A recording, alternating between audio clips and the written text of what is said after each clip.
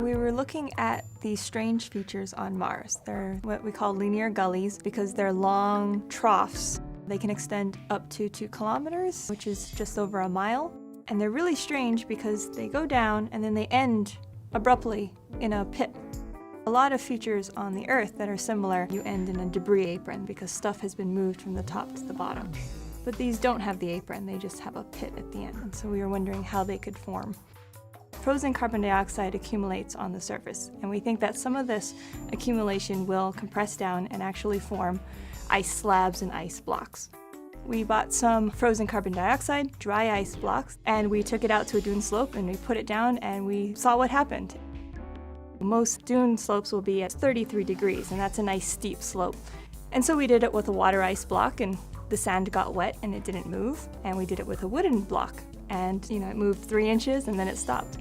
The dry ice block, we expected to see a bit more activity, but we didn't expect it to just move and move and move and move and keep moving all the way to the bottom.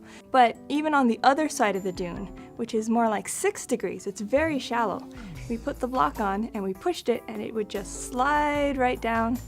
And the only reason it stopped is because it hit the bushes at the bottom. Dry ice, as it heats up, turns into gas. It pushes against the sand as it comes out.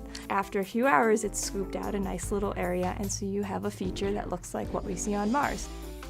They will move down that dune slope and carve out a shallow trough.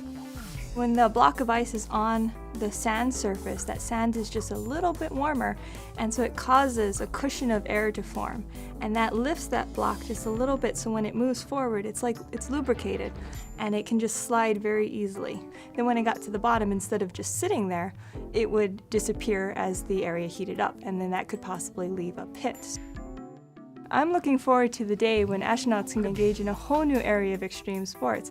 They could snowboard down these carbon dioxide-covered dunes on a cushion of carbon dioxide. They would just shoot right down those slopes. It would be amazing.